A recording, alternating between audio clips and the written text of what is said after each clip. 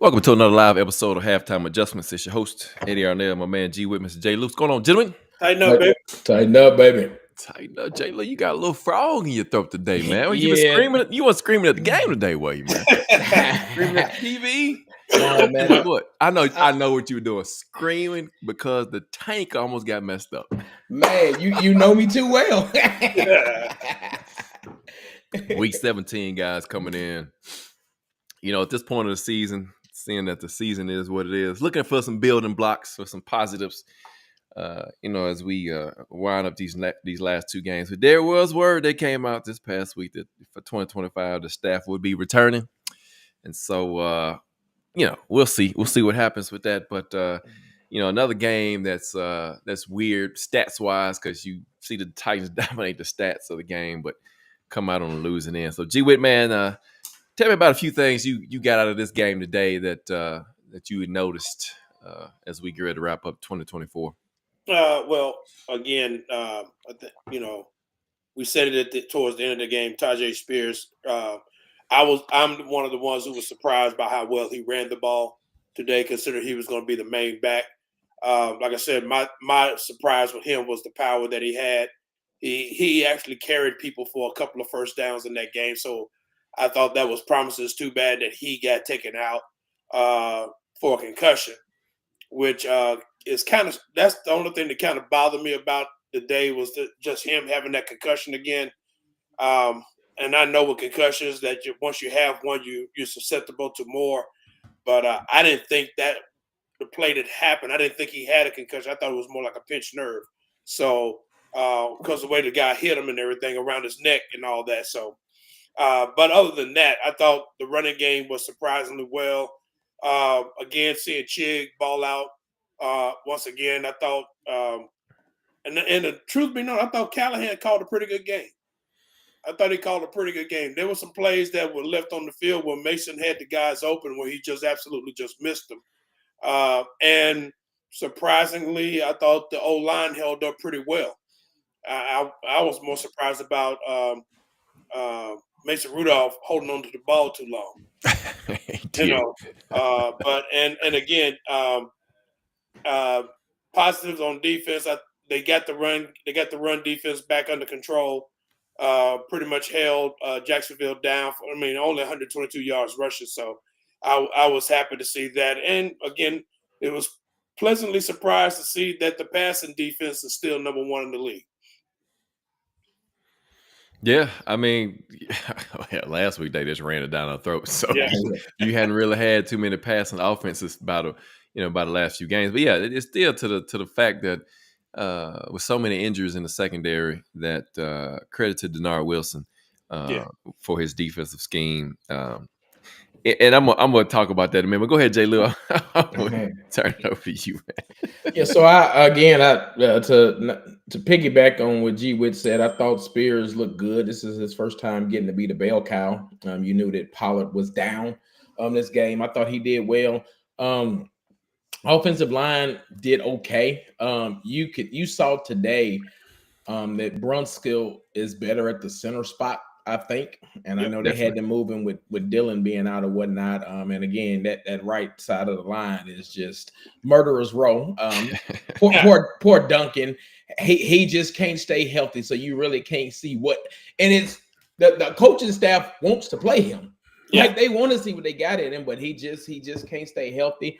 Again, I thought Ridley, once he got involved back-to-back weeks, I thought he did a good job tracking the ball and being aware from that standpoint. And again, I think he gets close to scoring if he don't drop the reverse fumble. They bounce back to him because it was open.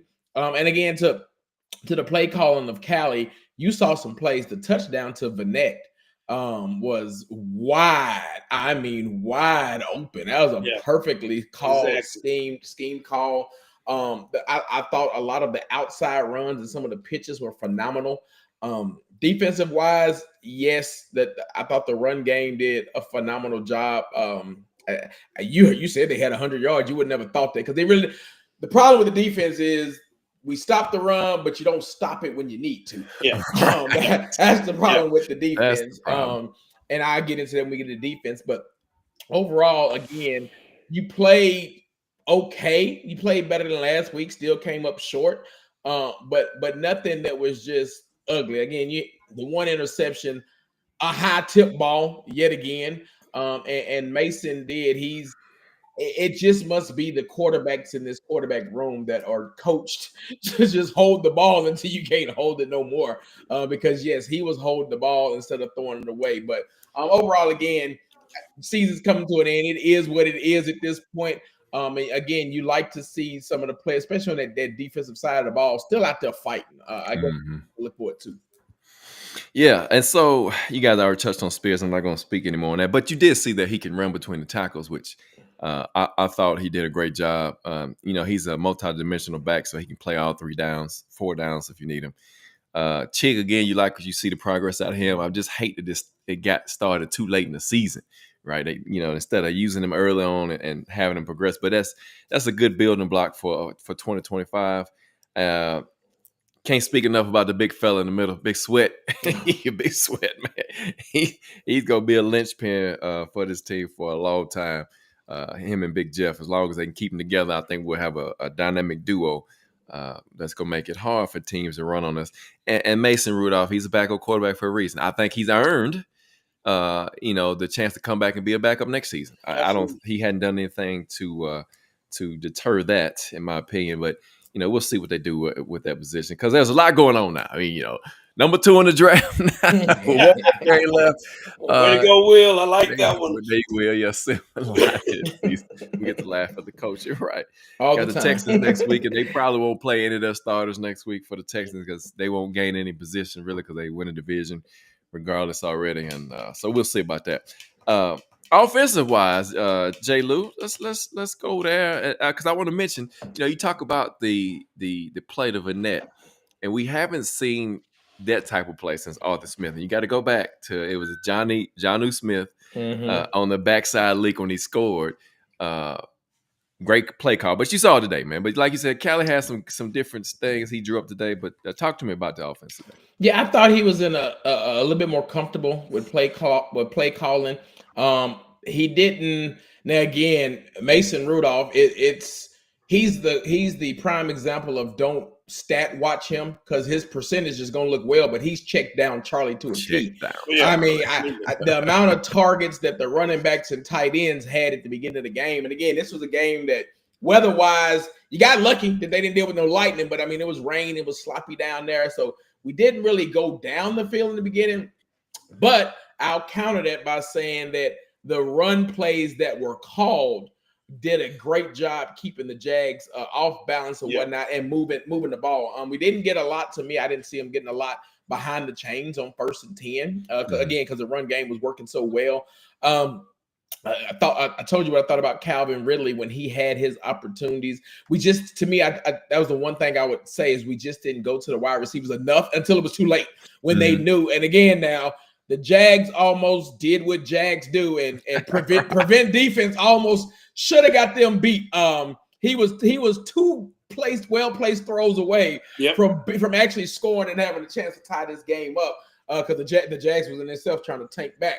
But this is one of the game. I mean, along with Will's silver lining, that's another silver lining that if you could see Callahan try to get in a rhythm with his play call, and this is something that if he's brought back next year and continues to do that, you would hope to see that that's better. But I thought they had the script in the beginning I thought was decent, and then you can't say enough. You wish you could replicate what you saw after halftime. They double dipped. We got the field goal going in, and you got the ball back, and all Titan fans were like, "Oh, this is gonna be a quick 3 and out." No, it wasn't. They put together about a 9-minute drive, 8-9-minute drive, and it kept them off balance. And that's the type of drives that you hope you could see it could be sustained going forward.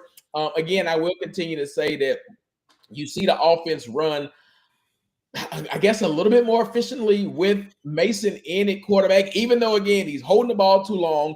You saw today, again, I think JC has just hit that rookie wall that he's hit. He had a tough outing today. I will continue to give my guy his props because nobody's talking about him.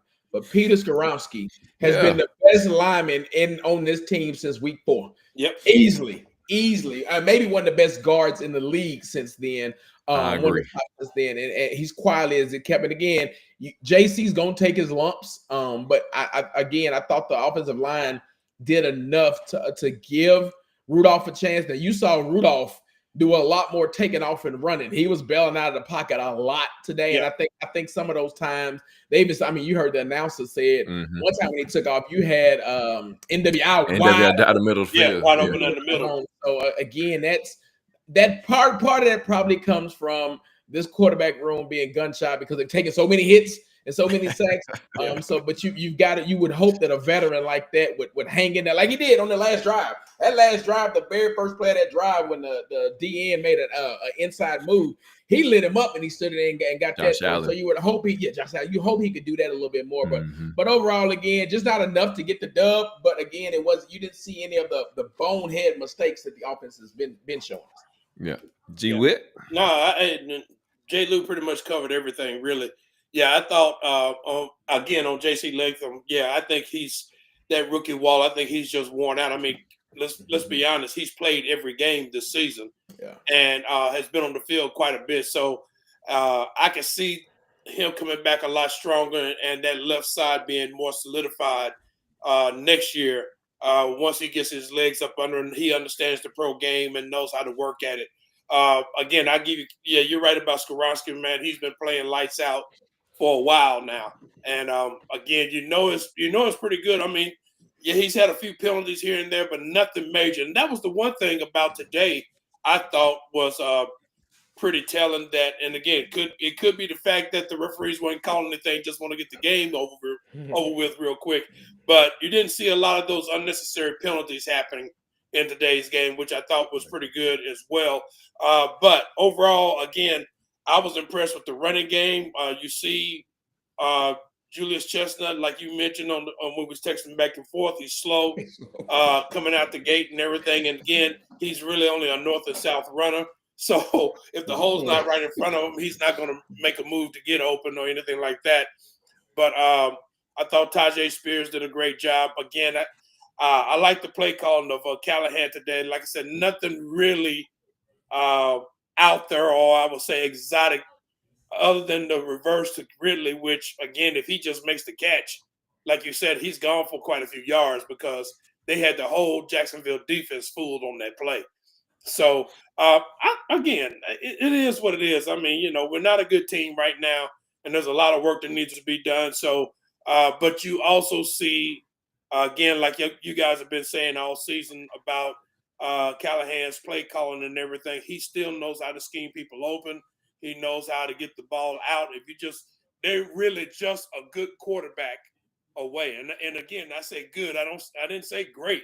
They're really just a good quarterback away from having a really efficient and, I'm going to say, high scoring offense. Yeah, and I think that's why, at least we think right now, why you bring Callahan back for next season, because like you said, the quarterback position has been the detriment of this team. Now I know the right tackle is too, but as Jay Lou pointed out last week, when we was texting during the week, that Joe Burrow's throwing for almost 400 yards. His offensive line is probably one of the worst in the league. Mm-hmm. So it's about getting the ball out on time, the routes, and things like that. What's up, big dog? Tighten up to you, man, too, as well. Darius, Will, K. Lou, thank y'all for joining us, man, this early show today. But yeah, the play caller was better, like you guys already said. I texted and said Mason's holding the ball too long. He had time to throw today. Don't know why he was holding, which he was checking down a lot. J. Lou, to your point, maybe just like you said, just nervous in the pocket. Yeah, because he had time to throw the ball. He just checked down a whole bunch, and so to me, that was looking like, you know what? It's almost Cabo time. Already playing that way, man. And so it's like, it looks kind of funny to me. But 23 first downs for the Titans today. 7 of 14. Third down efficiency, not bad at all. 1 for 2 on fourth down. 178 passing, 159 rushing for the Titans today. 337 total yards for the offense. Of course, like you said, Spears went for 95, career day for him, and Ridley 5 of 5 receptions for 84 yards. You do see as well the target distribution among Ridley, Chig, and NWI. with 6, 7, and 6 apiece. And so, you see who Mason's been really throwing the ball to. He's got a good vibe with Chig and NWI, and Ridley as well. And so, still wish they could get Tyler Boyd more involved. But as I mentioned early on in the season, it's like him and NWI are almost like a similar player to me. They do some of the similar things, across the middle, making the big catches. Boyd has more short area quickness, I would say.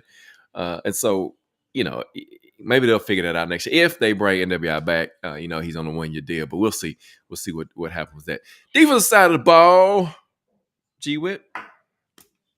What you got, man? Well, defense today. Overall, not bad. And surprisingly, I thought Luke Gifford had a good game. I thought he actually played pretty well. The person who gave me, I'm going to say, the most disappointment, it's a shame when you got, I'm just going to put it out there, and I could be wrong. You got a linebacker that doesn't really want to tackle or make a play or anything, because I could not believe how Baker was playing today. And to be a veteran like he is, I mean, misreading plays left and right. I was shocked, and not really going to tackle anybody. I mean, between him and Worley, you know. So let's go back when since he's been playing. He's been playing like that a lot. Not sure what's going on there, but I'm like you. I'm shocked. Like, what happened? It's like you're talking about a guy that's a free agent that everybody was talking about to go out and get. He don't want to be here, and I'm looking at him playing. I'm like, hey, this guy ain't showing me nothing. Yeah, he don't want to be here. That's what they're showing me. And really, when you stop and think about it, go back to the I think it was the first series or the second series that Jacksonville had. They deep in their own end, and you see, it was the second series. You see where Travis Etienne is in the backfield, and he rolls out to the flat, and you see Baker see him, but he stays within the tackles. I mean, like, he doesn't even move to go get him. And I'm like, he's your responsibility. What's going on there? And you saw how what Denard started doing was bringing, I can't think of his name, number 44, the safety, start bringing him up. Mike Brown. And start having him play because I don't know if Baker's hurt or what, but he could not move. I mean, I couldn't figure that one out. Our boy Brownlee Jr. had a rough day today, but again, I don't knock him. He's a rookie. He still is in the mix on coverage. That first pass, that one pass on the sideline, that was just a good ball. Both of them. Yeah. I don't know if he could have done anything better on that. And really, the touchdown that he gave up was almost the same way. I thought I would have liked it better if he could have got hands on the guy before he got loose and slowed him up. But other than that, this defense still has some work to do in the running game. Although they, like I said, they were improved today, but the linebacker play is really the one Achilles heels we knew going into the season. We thought they addressed. It turned out to be, the Achilles heel again. Just not good linebacker play. Even though they finally put Gray and Williams back in, and you saw Gray making some plays and everything. But I don't understand Baker. That's my biggest takeaway out of that. I just don't get it. Yeah, like I said, I think he just don't want to be here. Don't know the story behind the trade. He's not performing. He was a big acquisition in the offseason. They brought him in here. He got out of the building. Everybody thought, this is gonna be the guy. Gonna come in with Kenneth Murray. Didn't work out that way, and so I don't know how else to describe it when somebody's always out of position, always late to the ball. To me, it just looks like there's not effort there. And so, you hate to see that in a professional athlete, but it is what it is. I mean, if you don't want to play somewhere, I guess you just do that and you get traded, you release, whatever it might be. And so we get the draft pick out of him, whatever that turns out to be. And so we'll see what happens. But I want to call y'all's attention to something. And then I'm going to turn it over to you, Jay Lou, so you can talk about the defense. And I know that they say in that building that we don't intentionally lose games. We don't intentionally play to lose games. And I get that. But I don't know if you guys noticed it or not. On the last drive the Jaguars had, I think it was before it was before that last touchdown. They was driving the ball down the field. They ran a quarterback sneak on 3rd and 1. 3rd and 1. They did it twice on that drive. And Sweat, Simmons, and they slanted outside. Yep. And I'm like, never, ever. I didn't play professional football, but I did play college football. And I do know that you never slant outside on a short yardage situation when you know they're going to run quarterbacks. I'm just saying, man, there's some things that I see that just don't make sense to me. I'll say it like that. Maybe they're just trying to get out of it without anybody getting hurt. They know the season's done. They're trying to keep people from getting Big hurt. Jeff now wearing two elbow devices. So I'm like, dang, bro, you now you gonna got another beat up. But go ahead, J. Lou, talk about the defense today. Yeah, I just my one thing, and again, we got time to talk about draft and all, but this is why I'm still so sold on even moving up today. Abdul Carter is my 1A to draft for this team. I mean, we had so just look on the opposite side. Josh Allen. Josh Allen he can be a game changer. He did that today. He impacted your offense today, both in the run and pass game. We had first of all, we again let Mac Jones look like he's the next coming of Vic. Because he was just so mobile. We can't deal with mobile quarterbacks, but then we just have no pressure on the quarterback whatsoever from the front four.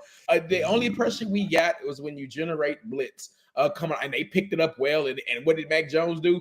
Get by and scoot away. So as much as folks, it's good to own a quarterback, and a quarterback does make or break you. But a game-changing defensive edge on this defense, if you go against this defensive four that you got right now, that could be a game changer in itself, because you just don't. That's somebody, to what you said earlier, Ed, about you saw what T. Sweat and Big Jeff can do. You give them somebody on the end that more than likely is going to get to play one-on-one majority of the game, because if you double that person, good luck with Big Jeff and T. Sweat. That can disrupt teams more than anything. Linebacker play, I thought Gifford did okay. You saw him going. The one play that surprised me, because I got ETN on my darn fantasy team, and I counted the tackle. I counted it as a touchdown when he took off, and I was like, "You mean to tell me Gifford ran side to side and he made that tackle?" He did it twice in this game. So I thought he played well. Baker, I was out on Baker like after the first drive. It was just he just looks lost out there. And again, I know we was texting back and forth. I don't know. Maybe last week, because your inexperienced young linebackers were out of position some in their run fits. I'll give them that. They're still learning. Maybe you want to go with a veteran to help shore that up, because when you started the two rookies, you gave up 300. But he's not giving you nothing out there. He's not giving you anything out there. I'll tell you this. Another thing that's quiet, that you're quietly missing on this defense, and you saw it rear its ugly head again today, Amani Hooker being out, and just no safety help back there. Because Brown got in a little bit. Worley did make a tackle. I've seen him make one tackle today where he got in there. He put his helmet in that G-Wit on one tackle today. But it just was terrible back there. And then from a scheme standpoint, I still don't understand. We gave up it might have been 3rd and 4. It was an out route, and they threw it to the slot, and we were in man. I don't know where that was his responsibility, but he was backed off. So everybody knows if you just run a slant or run an out, it's wide open because you can't get there with the traffic. So scheme-wise, we've got to punt on our scheme. Again, if this coaching staff is brought back, it'd be interesting to see what he changes, because we just haven't seen. And again, maybe they put too much faith in the front four being able to generate pressure this year. Because you're right, G. But I think when they showed the stats, it showed first against the pass. My immediate thought was, well, you take away. If you take away the quarterbacks we played and only play the ones that really lit us up, you're not near the top. But look at the quarterbacks. The Titans have played more backup quarterbacks this year than any team should, and we haven't taken advantage of that. And then when they can run the ball on us, there's no need to pass. But you look at the Josh Allens, you look at even Sam Darnold from Minnesota, you look at Detroit. Those three top-notch quarterbacks of the playoff caliber teams lit us up. So I think that's a little skewed, and I think a lot of that deals with the pass rush. Why again, I think that quarterback might be one for some people. Edge needs to be one as well. Overall, though, the defense again continues to have the problem of not playing complementary football at the perfect time. Your offense had a 9-minute drive. What did you do? Give up an 8-minute drive right afterwards. So I mean, that helps nobody. But yeah, again, the tackling was a little bit better. I thought today I'll contribute some of that to the field conditions just because guys couldn't keep their footing. Yeah. But overall, man, you like to see the run game come back to earth, but still, I think still a ways to go and still key pieces missing on this defense. Yeah. So let me say this, man, because again, I just noticed stuff. I don't know why, but anyway. So another one of those plays today, and Mac Jones, like you said, made him look like he was a great scrambler, which he's not. But if you give him a wide open lane, he will. So you see us in a wide 9, right? And so with the wide 9, what happens? You don't get any push up the middle, and the middle's wide open, so he just steps up and runs. I'm like, wow, on third and long. On third and long. Wide lane. Again, that's to your point, J. Lou, that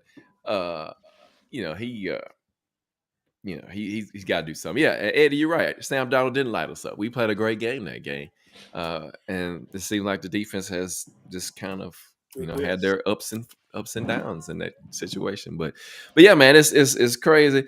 Again, like I said, the stats are very telling today. I lost my whole screen. Very telling, and it's like they should have won the game. 18 first downs for the Jags, 8 of 13 on third down. That's a bit high, but 295 yards of total offense. And, you look at the stats, you say, man, there's no way that they win this game today. And we even won the time possession. So, Mac Jones, 15 of 22 for 174 yards, passing ETN 15 for 49. I do like the way the run fits are better today for the defense. You saw that it was conservative effort. You saw Denard getting upset, at them at times. And so you do like the way they came back this week after getting embarrassed last week on the ground and was limiting Jacksonville to that amount of yards today. They got over 100, but it was a collective effort. It wasn't like they was last week where they just dominated. And like you mentioned, Brownlee Jr., I just thought those are great passes. He's in position. If he could just knock the ball out, something else. Here's the other thing too. And you think about, because you heard it's one of the stations or Callahan's interview, one of the ones here recently, that it was Denard. That's who it was. They've been teaching how to get his hands off at 5 yards. And so now with him consciously playing like that, he's like, I'm trying not to get those illegal contacts, right? Yes. So now you get what you get today, where he could have knocked the ball out if he was a little bit more handsy, right? Mm-hmm. And so, it is what it is. He's a rookie. He's learning. He's learning how the officials call the game. And he's also got to learn how, if they are calling it this way in this game, he's got to adjust his technique. And not to knock him, he went against a top wide receiver. It was rookie on rookie. And Brian Thomas Jr. is a top dog. So again, best on best. So again, that's just another learning curve for him. Eddie Gray says he don't know why they didn't keep that 2022 D-line together. He'll never understand that one. They did have a pretty good D-line there. Mario Edwards Jr., Danico, all those guys had a pretty good pass rush up front. I'm going to get some more questions in as we move along, because we're going to talk about some of the draft. We're going to talk about, some of the free agents coming up possibly. Matthew Wright on special teams, good pickup. He did pretty good. Made a field goal today. One bad. Coach Stoney, I think he's at a good trajectory now that he's learning. He's punted with more hang time, more directional punts. Yeah. And I'm so glad that we finally got the gunner situation worked out. It seems like as long as they don't break that up. Purpose is good today. As long as they don't break that up. So now, let's get past this, because we know we got to play the Texans next week. Doubt they play their starters next week. They really can't gain anything by winning another game. No. But anyway, so as it stands right now, J. Lou, this is J. Lou's warehouse. And so the Titans are the number 2 pick. Now, we got some questions here from Big Dog. I'm going to hit his first. He says, do we draft a QB or do we go after one of the free agents? Now, I don't know, Big Dog. Appreciate you coming. I don't know if you was on the show last week or been on the show. One interesting move, I believe, in my mind, would make sense. It depends on the cost. Is Jake Browning from the Cincinnati Bengals backup quarterback? But Jay Luke, what you say, man? So if you're asking me, big dog, right now on December 29th, I think they go free agency if Brian Callahan and Rand are back. If Amy doesn't fire the coach, let me just say the coach, because I don't even think it has to go with the GM. But if she don't fire the coach, I think, and Eddie Gray, I see it in there. I mean, Eddie Gray, he watches the show faithfully, so he's heard me say that. Russell would be my 1A, and my 1B, and I know folks are going to say you're crazy about 1B, but 1B would be the same flip of Russell's from this year, and that would be Kirk. When you look at it from a contract standpoint, Kirk Cousins is probably going to be cut. He will be on his second year coming off his Achilles tendon. Mm-hmm. So any team, whoever signs Kirk Cousins next year is going to be exactly how Pittsburgh was this year with Russell Wilson's contract, where his previous team is going to pay the bulk of it. So you're signing a veteran quarterback at the veteran league minimum of $1 million, $2 million, plus could possibly draft somebody then. Free agents is out there outside of Russell and outside of Justin Fields. Sam Darnold is the wild card because I don't know if Minnesota's in a perfect spot where theoretically they could franchise tag him and not be hurting because they've already signed Justin, and their rookie QB that they got is a first-year quarterback who's on a 5-year deal. So remember, we talked about that all offseason. That extra year makes a big difference. Mm-hmm. So it'll be interesting. If they stay in the number one, the Titans lost but one today because you at least moved up to 2. Right now, nobody, for a fact, nobody above you wants a quarterback because New England is not taking a quarterback. Now, New England can get a king's ransom and come down, but you want to be in the 1 or 2 spots because you're in a good position to either get you a playmaker to set you up going forward, or again, I'm still in the camp today. If we got up to 2, you trade back no further than 5th, because from 2 to 5 is probably going to get you this year's first, possibly next year's first, and a second, regardless. And it's going to be a high second if you're going back to 5th, and that can help get you a few more blue chip players that you need that can be plug in and play right away. But if you're asking me today, I personally still think they go free agent quarterback out before they go a rookie QB. Yeah, and we've been going back and forth between the quarterback class, and there are some guys that are interesting. A couple of guys that are going back for their last year, and so it's going to be a big deal. These Senior Bowls, all these things happening. Mm-hmm. You see Carson Beck declared for the draft. He had a surgery on his elbow the other day. He's listed as a number 4 quarterback prospect by Kuiper. And, rightfully so. I don't see it, but we'll see what happens there. Will says, "Do you think the Giants are planning on giving up the farm for New England for the number 1 spot?" They need a quarterback too. They need a quarterback. So behind, they're desperate for a quarterback, and they're in a position, to his point, where they could give up the farm, because what's a quarterback's best friend? A number 1 wide receiver, and they got one. They have that in Malik Neighbors. So that would be the team. But the loss today hurt them. But that would be the team today that you would have to worry about taking either Cam Ward or Shador, because I could see them trading next year's first, the next one in a couple seconds to move up, only 2 spots or so to get up that way. Yeah. Eddie Gray says draft Hunter, play him at free safety and at the X. Man, shoot, I just don't. Big Dog said if we get a free agent quarterback, we can draft a number 1 receiver and edge.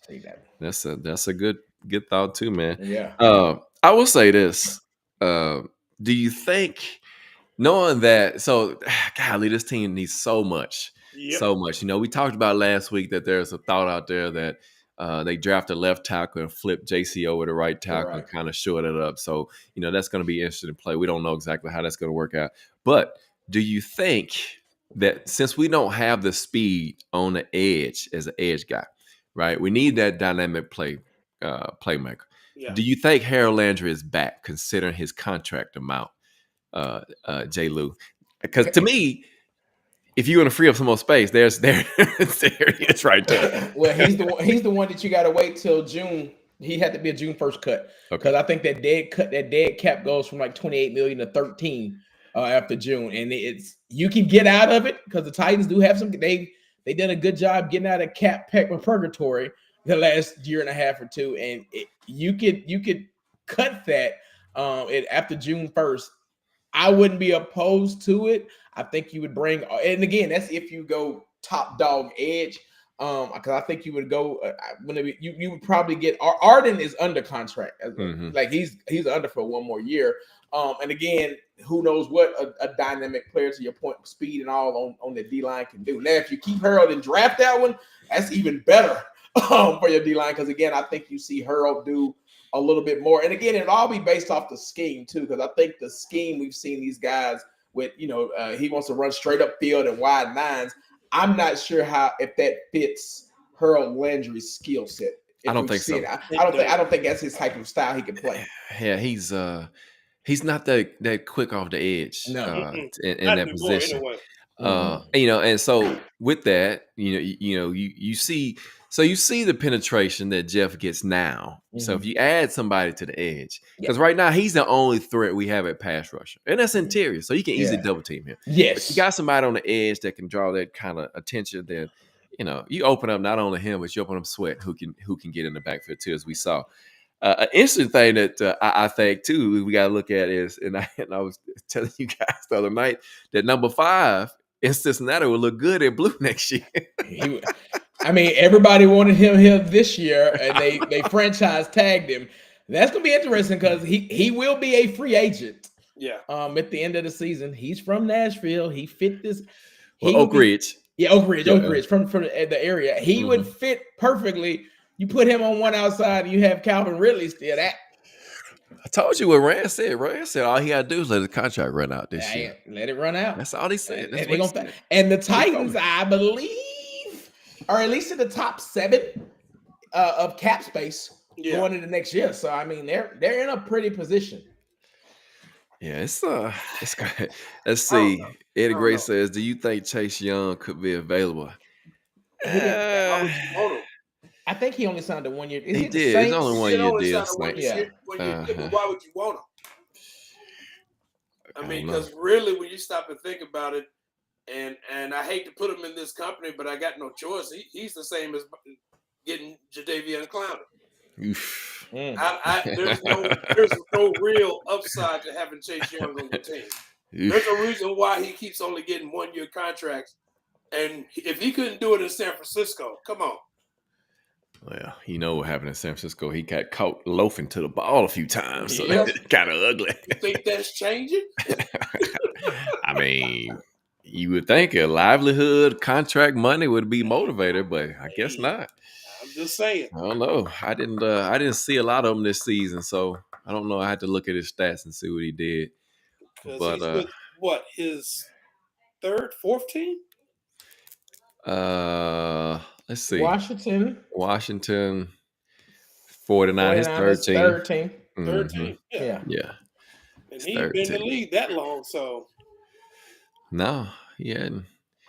Just wondering, man. You can't say change the scenery because he's had it. So maybe it's the coaching. I don't know, man. I don't know. I'm not. I don't know. We'll see what happens with him, but I don't know if he'd be worth the time and the money to bring in. That's all I'm saying. Yeah. But yeah, and so it's the off season is here.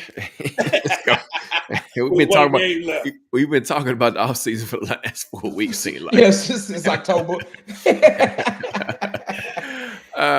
Let's see. It says Clowney was never a DN though. Will says started on that. I know y'all caught how the Jags saved us from delay a game penalty by calling timeout. They were trying to lose. Yeah, I said, Will, and I text her and I text that. I said, boy, the Jags, they back to tanking and they trying to tank worse than we tanking. Absolutely. I agree with you, big dog. Building through the draft, and getting more draft capital would probably be the best option at this point because we don't have, we got to build a team. And we don't have enough. I think that's why. And again, I know the quarterback is the sexy play. And again, if you look at if you looked at all the games this year and just just pull out all the good plays we've had. The scheme works if you got competent QB play. It does. I'm right now, even being number one, number two, and I'm a Shador fan, but right now being number one and number two in the draft, I'm more of the mindset you don't go past 5 because I don't think Abdul Carter's going past 5. And from 2 to 5, I'm telling you, you get this year's first. You automatically get next year's first. You're probably getting this year's second, and maybe you might get next year's third. second. Next year's second or third. So I mean that's something to look at. So this will be this right now. And again, long as they take a loss next week and stay right there, you will drop they will drop no lower than 2. A loss guarantees that they will be no lower than 2. You have an outside shot at 1 if New England upsets the Buffalo backups. You have an outside shot at 1 because you won't catch New England on strength of schedule. But thankfully, because you play in the AFC South, the 2 teams behind you, the Giants and the Raiders, I think, won't catch you. But if you stay in that second slot, this will be the first draft you have where you can set your team up for the future. But and again, the good thing about the NFL offseason calendar, you will know their plan, somewhat of their plan going into the draft before it happens because free agency is before the draft. That's true. Right. March. Yeah. New league year, free agency. Chase Young he's got 5.5 sacks this season. So you pretty much getting another Harold Landry type production. Or you keep. I mean, yeah. I don't know, man. But yeah, and so gonna be pretty interesting to see what happens with this franchise. A week left of the regular season, and a lot of things in play. Free agency, you don't know. Like you said, we don't know if the whole staff will be back. We don't know, if we just don't know. We just don't know. Well, they were talking about that during the game today, and they did mention something that makes a whole lot of sense. And again, it goes back to Jay Lou's point. The wild card is Miss Amy. So, but they did mention the fact that it takes minimum 2 cycles, if not 3, to really build up a team. Well, and you think about what our depth, roster was, and the lack of draft picks that are still on this team for some of these drafts. That is a great point because you can't build a franchise with free agency. You can't build it through free agency. You just can't. Yeah. And so you got to bring in the guys that fit your scheme and that fit what you want to do, and young guys that can be around. At least you can have them for 4 years at least. Yeah. Right. So. And again, I still stick by what I've been saying. Since it happened, I was like, they got. I don't think anybody goes anywhere this offseason. I just don't. I mean, because you do that, you're basically starting all over again. You're putting yourself behind another 2 years. I think that they got with this offseason, they got the first 6, possibly 8 games next season to make it to right the ship, to show that we're going to be a competitive team. And I think if they do that, then we're actually on the roll. I don't even know if they're going to get that long if they come out the gate like 0-3, 0-4. And then, like I said, they got like I said, you got 6 to 8 games. You got to look at that, and you got to come out on top on those. You got to show improvement during that span. Because if you come out like you did this year, then you ain't gonna make it. I'm still not sold on them coming back. And I know the articles out there from the national media and all that, and I just, again, the wild card Sunday, because you're gonna be in those nice Houston Oilers uniforms that Miss Amy loves, and if you lose to Case Keenum again, you just don't know how that Monday is gonna be with her. I would like him to come back because I would like to see what he can do with 1 more year. I wouldn't be opposed, however, if you finish at the top of the draft board like you are now and you start over from scratch with everybody. And I think what would make her want to look at it and do it that way, and Washington is the only team that started over last year from top to bottom. And they start over with a new owner. Now, she's not selling the team, but from a new owner to GM to everybody, and they were in the top of that draft, and look where they at now. That's the blueprint I think you could follow if you finish it at 1 or 2 slot. Because again, I think with a new GM coming in, you more than likely do trade back a little bit to build as well. So I think right now I would lean more toward them saying yes, they're back, but it will not shock me, regardless of the outcome next week, if a move is made. And I believe she finishes paying John Robinson and Vrabel next year. So theoretically, you would only be on the hook for 1 year, because I think they were extended through 2025 when they got that extension. Mm-hmm. So, and both of them were on the same timeline with that extension, so it would come off then. But I will say this though, man, and again, I when I look at the Commanders, if you really just look at them, the wild card the Commanders have, in all honesty, is that they hit on the quarterback.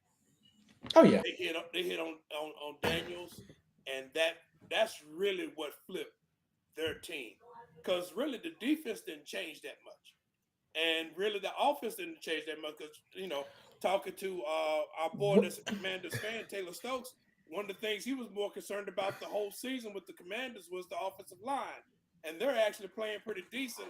And a lot of it has to do with the fact the way Jaden Daniels plays the game and leads that team. They are playing literally for Jason Daniels. But I think they did a good job with GM. So you got to remember, last year they traded. He brought up Chase Young. They traded Young, and what was the other DN they had? Because they had Sweat. So they when that's what I'm talking about with starting over. They saw that vision and got even those. So yes, they hit. Jaden Daniels he's the sexy. He's making it go. But all those other picks that they got to fill in, GM hit it. It was the perfect storm. And then they brought in a head coach that I believe it's his second stint, if I'm not mistaken. His second stint and being experienced. So I 1,000% agree with you. That would be the wild card for those that would like a new GM and a new head coach.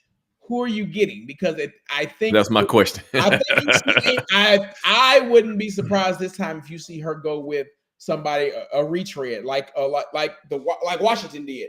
Go with somebody who's had experience before, because I don't know if you started all from scratch again with a brand new head coach. Yeah. Because I mean, one thing about the Titans this year that I'm going to say is a bit unusual as well, not necessarily unusual, but when you stop and think about it, everybody pretty much on that coaching staff is their first year being in charge of anything. Mm-hmm. So that's another caveat that happened this season. Because we saw Callahan struggling with play calling. Oh yeah. Throughout the first half of the season, and we saw really Denard struggle with play calling throughout the season as well. So again, I just think overall, and again, I could be dead wrong. I mean, like I said, she could just say that's it, we're going to blow it all up. But I just think she's going to give them 6 to 8 games next season to show marked improvement in order for them to continue on with this program and continue to build the Titan squad. Yeah, and I think, J. Lou, I think to your point that it's more on the line because they try to sell seats in the stadium. Yes. And so, but yeah, I think they deserve a shot to come back. Like you said, Callahan's got to get a quarterback that he wants for his system. Mm-hmm. I think he deserves that. Like you said, there's only been one draft so far with this regime, minus Rand, which we could argue all day about his pull or his power in the previous draft, right? And I, like I said, I don't think she goes 6 to 8 games in and they 0-3, 0-4 before she might make a change then. But we'll see. We'll see what happens. I mean, you got, like I said, you got to show improvement in those 6 to 8 games, and really, like you said, if you go 0-3 or 0-4 in that first month, you might see a change come October. Yeah, that's what I'm saying. Yeah, I don't know if she had the patience to wait that long to be. Well, she knows the fan base doesn't have the patience. Not again. I mean, we rolled through this season, and I was impatient the whole first month. Oh yeah, we know. You want to go sit through this no more. We had to pull you through this one. Yes, we did. Because you couldn't make it through by yourself. We don't need to pull you through again next year. So we need to not pulling you through next year. You got to get right. You got to get right. Like I said, it is what it is. So back down to no longer hoping, just waiting to see what happens. Yeah, they got to dig out. Virgil, I'll agree with you and Frank. Special teams, Colt gets his walking papers on Monday, not Tuesday. Yeah, Colt Colt has one more week left to be the coach on this staff. I mean, really. I think he's gone. I think you can see some position coach changes. I wouldn't be surprised if you made a change. I like Frank Bush, but I wouldn't be surprised if you made a change at linebacker. Yeah, that's a good point. At linebacker on that one. Offensive on the offensive side of the ball, he's not going to fire his daddy. I just don't see that happening yet. And again, I think his daddy has done well with what he's got. The problem has been that they went into the offseason with right tackle being terrible, and we really never addressed. Think about it. The person that one of the people they signed for, didn't he retire in training camp? Retired on them. Leroy Watson was the best that they've had in a while, and they released him. Released him too. Yep. Why? So so that's the one that goes back to this might have been Rand's first offseason with him being in charge. I think he's got some growing pains on some stuff that he can redo as well. So I'm with you. I think you give him one more shot to have. So you're not hiring a head coach if you keep him, bring him back. You're not hiring him in February or March like you did last year. They've got they've had this entire season of college ball and all to tell the scouts what they want, what they need, and look at, et cetera, and go from there. Because we know if there's one thing that Rand can do, he can get you good players in that fourth to seventh round. Absolutely. Absolutely. And that's the thing about it too, when you stop and think, when you really, again, not only did you have a first-year coaching staff, I mean, again, the GM was going into his second year, really first year being in charge. So there's a lot of factors that went into all of this. And at least I can say with Rand, he did bring some talent in. He's got hurt. Right. They showed that today. Yes. I'm like, the Joker had to feel like gloom and despair and agony on me. He like, if it wasn't for bad luck, we wouldn't have any luck at all. All of them ended up on IR. Man, that whole secondary. Diggs. Yeah. Diggs was playing great. I like Diggs. Diggs was playing good. He was playing great when he got hurt. Doggone, Cushenberry was playing good. Cushenberry. He goes on IR. Sneed was playing good. He goes on IR. I mean, it's just like a cascading effect. So, and you got to wonder how they're going to be coming back. Yeah. And that's going to be another thing too. So, there's a lot of needs that's going to have to be addressed. And I'm going to throw this out there, because, and you probably can find one later rounds, but they need another running back. They can find one. Yeah. They can find one of them. They can probably find one of them in free agency. Mm-hmm. Yeah, but you need one. Yeah, you need one because after Spears and Pollard, you don't have too much. I don't understand Chestnut why he wasn't hitting. Like he was so, and I know he's a north and south runner. Don't get me wrong, but in the preseason, what we saw from him, especially last year as well, he was hitting the holes faster. Yeah, and so now it's like, boop, boop, boop. It's a little bit like he's confused about where to go. Yes. Yeah, I mean, I agree with you, Big Dogs. Only fair to give them another year. I agree. Yeah. But we got Adams as an owner. Yeah, that's the only caveat. I'm telling you, she might be semi okay with a loss next week. If it's an ugly loss, who knows how she gonna go to sleep and wake up, right? But it's the same thing. You got to remember, even with Bud, I mean, he put up with 8-8 for like 2 straight seasons. And then he told Jeff, you either make the playoffs or you're gone. Mm-hmm. And you saw that year we went 13-3 and went to the Super Bowl. So, you just never know how these things play out. Owners are fickle. Very few have patience. I mean, like you said, the Commanders, they just, after years of agony under their old owner, they finally just, it's like the good Lord shined the light on them and they just took advantage of it. Thank y'all again for joining us for another episode of Halftime Adjustments. A down there, G with J. Lou. Sir. Early edition today, man. Appreciate y'all tuning in. One more game next week, fellas. The Texans coming to town. Powder blue uniforms for the game Sunday. So, we'll see. We'll see what happens. I'm sure, like I said, Case Keenum will be playing and the Texans will be resting their guys. And is it Case Keenum or David Smith? No, it's David Mills. Is it David Mills? Is Mills still there? Is he really? Wow. Yeah, he played last week. I didn't think he was still there. Davis Mills. That's funny. Nico Remember, he was the next great It quarterback is. coming, Yeah, wasn't it he? is Davis Mills. Yeah, I remember that. He Yeah. was the Yeah. next great It quarterback reminds coming me, at one on time. Christmas Day, I just couldn't believe what I heard. I'm like, you gonna go in there and you said we're not gonna worry about Derrick Henry. You're gonna try to contain Lamar Jackson, and dude, you can't play against the King with what 6-7 men in the box. Nah. It just doesn't work that way. Well, they learned. Yeah. Good for them.